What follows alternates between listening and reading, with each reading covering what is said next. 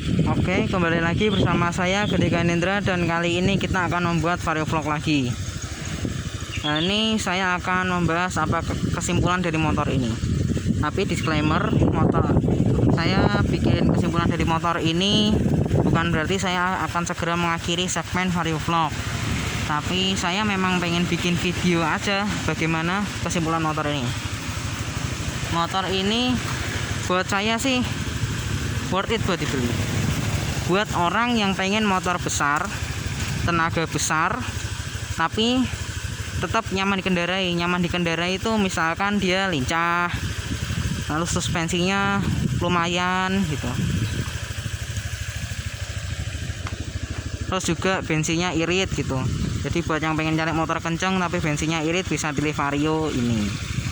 Yang Vario 125 ini. Gitu.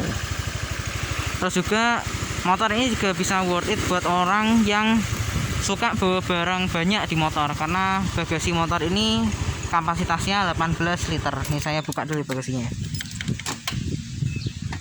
Nah nih, kapasitasnya 18 liter. Jadi bisa muat satu helm TRX3. Terus juga buat orang yang pengen cari motor yang tangkinya gede, bisa ngincer Vario ini, karena Vario ini tangkinya 5,5 liter. Dan itu besar malah. Buat saya besar untuk motor sekelas ini. Untuk Vario sih besarnya malah lebih besar dari Aerox. Aerox tuh berapa ya kalau nggak salah 5 liter berapa gitu, atau 4 liter lebih dikit, 5 liter kurang dikit lah kira-kira. Ini malah lebih besar.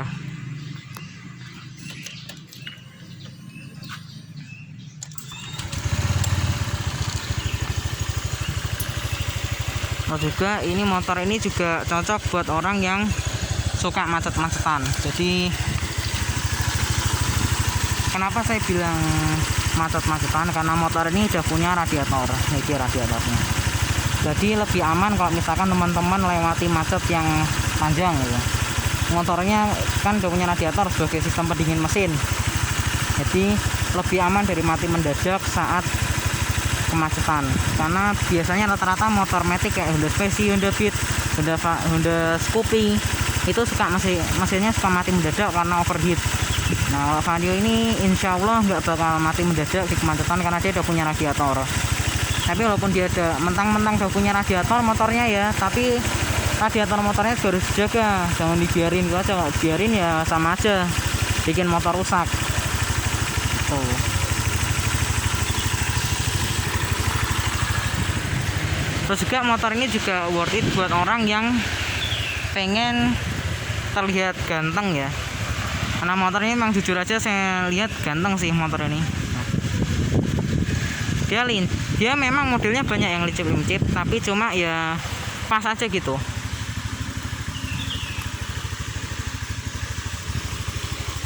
Terus juga motor ini pantas buat orang yang memang kebutuhannya jauh. Saya ulangi lagi deh, ngomongnya. Motor ini pantas buat orang yang suka ngebut-ngebut di jalan. Jadi motor ini kan sesuai yang tadi sudah saya bilang, tenaganya besar, jadi cocok buat ngebut-ngebut gitu.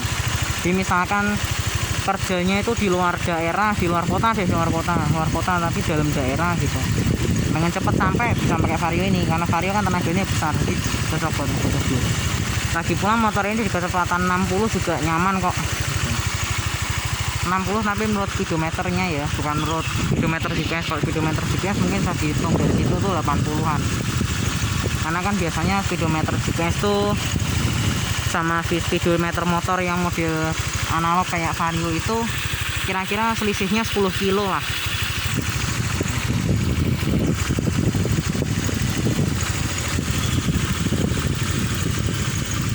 Terus juga buat orang yang kerjanya di daerah gitu ya, yang nge-lag lagi, yang jalannya rusak gitu ya, bisa pakai motor ini juga. Karena selain ground clearance-nya tinggi,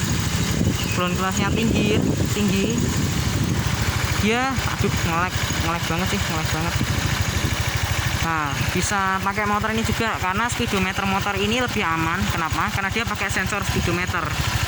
Walaupun memang dari tampilan dia analog, tapi di depan sini dia nggak ada kabel speedometer lagi. Nah ini, jadi dia speedometernya ikut roda belakang. Jadi kalau misalkan saya gas nih ya, nah tuh speedometernya jalan.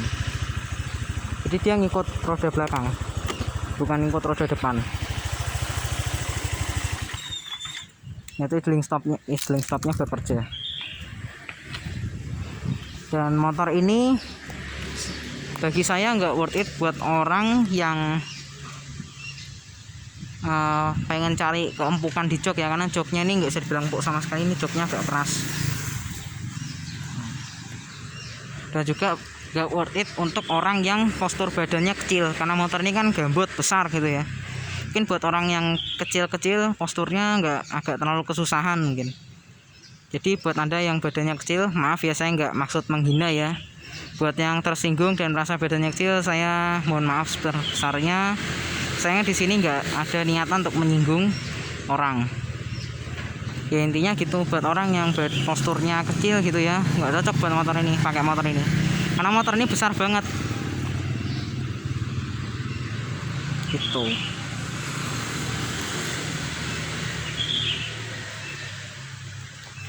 Oke, mungkin sekian dulu kesimpulan dari Vario ini melalui segmen Vario Vlog. Terima kasih sudah menonton.